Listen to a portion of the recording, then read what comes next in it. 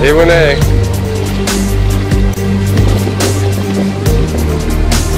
Here we go.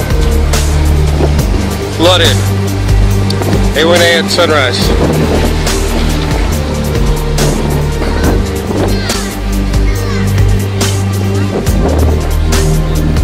The Ocean Hotel.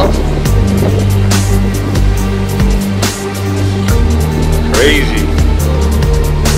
High tide and hurricane. Does not work well for coastal areas. It is chaos along the Jersey Shore.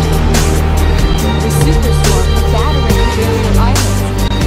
In the crosshairs, Atlantic City. The road into the seafront town is completely submerged. Damage started early. Massive chunks of boardwalk littering the streets. With the power of a record-breaking superstorm. Oh my God, it's washing everything away! 90-mile-per-hour winds, driving rain, record-breaking high tides, and rough surf lashed coastline.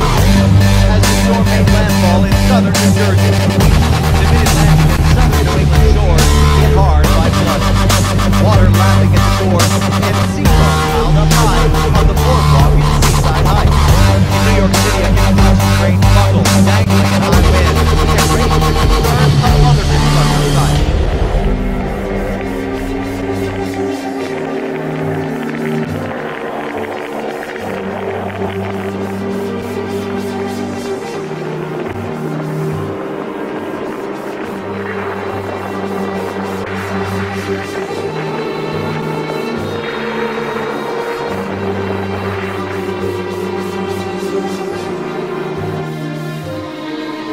Seen from space, this storm is monster-sized. Clouds stretch 2,000 miles, tropical storm force winds extend more than 500 miles.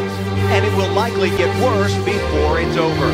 As Sandy marches up the east coast, it will collide with an Arctic front coming in from the west, pumping in new energy. Inject the 150-mile-an-hour plus winds of the jet stream, and forecasters think it explodes into a superstorm. Check out these hurricane facts.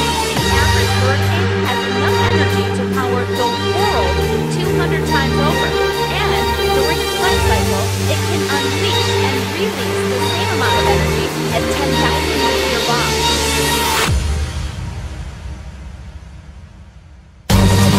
On Front Street, what? A tanker that has run aground. Are you kidding? On Front Street. No.